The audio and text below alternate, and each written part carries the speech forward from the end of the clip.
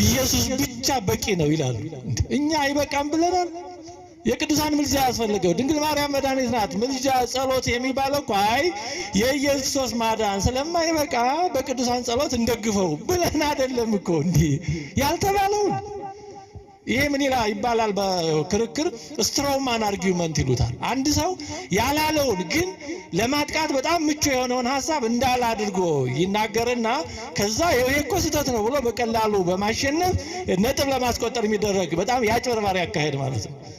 ኢየሱስ ክርስቶስ አይበቃም የሚል ኦርቶዶክሳዊ የለም ኖሮም አያውቅም። እንዲህ ካለ ኦርቶዶክሳዊ አይደለም።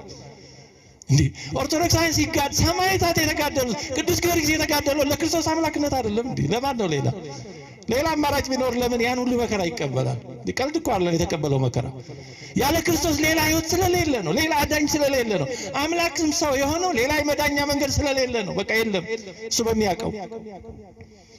ስለዚህ የቅዱሳን ምልጃ የእመቤታችን እናትነት ክርስቶስ ስላልበቃ የሚያስፈልግ ሌላ ተጨማሪ ድጋፍ አይደለም። ሆኖም አያውቅም። እንደዛ የሚያስብም ጤነኛ ሰው የለም። አብራ ድናለች የሚልም ትምህርት የለም። ካቶሊኮች ይላሉ ይሄ ስለሚሉት ነው። የማይለውን ይላል ማለት ኃጢአት ነው። ይሄን ግን ስለሚሉት ነው። እንዳውም ቅርብ ጊዜ ነው የገለጹት። ኮሪሜድሪስ ይሏታል። አብራ ድናለች የሚሉት ነገር አለ። እንግዲህ ማብራሪያው ምናልባት ውስጡ ስንገባ እኛ የምንለውን ለማለት ሊሆን ይችላል፣ አናቅም። እንግዲህ አንድ ነገር ያለው ማብራሪያው ላይ ስለሆነ ግን እንደዛ እኛ ግን ይሄንንም አንልም።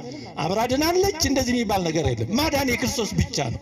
ይሄን በደንብ አስረግጠን እንደው ያልሰማ ካለ ይሄ የታወቀ ነገር አስረግጠን መያዝም አለብን። ሌላ ሁለተኛ ሶስተኛ የለም። ስጋውን ቆርሶ ደሙን አፍሶ ወደ መቃብር ወርዶ ከዛ ተነስቶ ያዳነ ክርስቶስ ብቻ ነው። ሌላ አማራጭ የለውም። ግን በዚህ ውስጥ የሰው ድርሻ ምንድነው? አሁን የእመቤታችን ድርሻ የሚመጣው በዚህ ውስጥ ነው። ሰውን ሳያሳትፈው እግዚአብሔር ያደረገው አንድ ነገር ብቻ ነው። እሱ ምንድነው? መፍጠር ነው። ምክንያቱም ሳንኖር ሊጠይቀን አይችልም። አይ ልፍጠራችሁ እንዴ እንዴት አድርጎ ሳንኖር እንዴት ይጠይቀን? ብትፈጠሩ ይሻላል ሊለን አይችልም።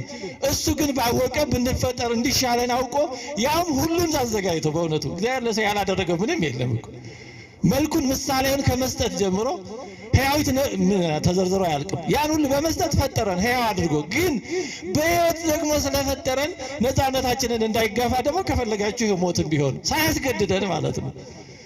ከዚህ ውጪ ግን በሚሰራው ስራ ሁሉ እግዚአብሔር እኛን እያሳተፈ ነው። ሕይወትንም ሆነ ሞትንም አሳትፎ በምርጫችን ነው። አሁን ዳግመኛ መጥቶ ሊያድነን ሲልም ደግሞ ሰውን አሳትፎ ነው። አይ እኔ መጥቼ ባህሪያችሁን ብዋሃድ ይሻላችኋል፣ የሚጠቅማችሁን እኔ ያውቅላችኋለሁ በሚል አልሄደም። እግዚአብሔር አሳትፎናል። ምን አለ? መልአኩ ቅዱስ ገብርኤል ላከ። እነሆ ካንቺ የሚወለደው ቅዱስ የእግዚአብሔር ልጅ ነው፣ መንፈስ ቅዱስ ይመጣል፣ ይጸልልሻል እያለ ነገራት። እኛን ለማዳን እግዚአብሔር ሰው ሊሆን ፈልጓል። ሰው ሲሆን ደግሞ ከአንድ ሰው ነው መሆን ያለበት፣ ከሁሉም ሰው ሊሆን አይችልም። የሰው ባህሪ አንድ ነው። ያን ሁሉ ወክላ እሷ ተገኘች፣ እሱ ባወቀ። አሁን ይህን ዝርዝረን አብራርተን አንዘልቀውም። እንዴት ይህ ሊታወቅ አይችልም? እንኳን እመቤታችን እንዴት መረጠ ለሚለው ፍጥረትን እንኳን እንዴት ፈጠረ ለሚለው ተብራርቶ አይዘለቅም። ሊቃውንት እንዳሉት ፈጠረ እንዴት የሚለው ሌላው ቀርቶ በቃና ዘገሊላ እንኳን ውሃውን ወደ ወይን ጠጅ ሲለውጥ እንዴት እንደለወጠ አይታወቅም። ብቻ ውሃ ቅዷል፣ ሞሉ፣ የወይን ጠጅ ሆነ፣ አለቀ። ፕሮሰሱ አይታወቅም። በሚስጥራትም አሁን እንዴት እንደሚለወጠው አይታወቅም። ስጋው ደግሞ መቼ እንዴት እንደሚለወጥ አይታወቅም። እሱ ብቻ ነው የሚያውቀው። ስለዚህ እመቤታችንን እሱ ባወቀ የሁላችን ተወካይ አድርጎ መረጣት። ራሷን ለዛ አዘጋጅታ ስለተገኘች ነው፣ በአድሎ አይደለም። እንዴት እግዚአብሔር ነው የሚያውቀው። የሚያስደንቀው እሱ ነው። ስለዚህ ከሷ ሰው ሊሆን ወደደ።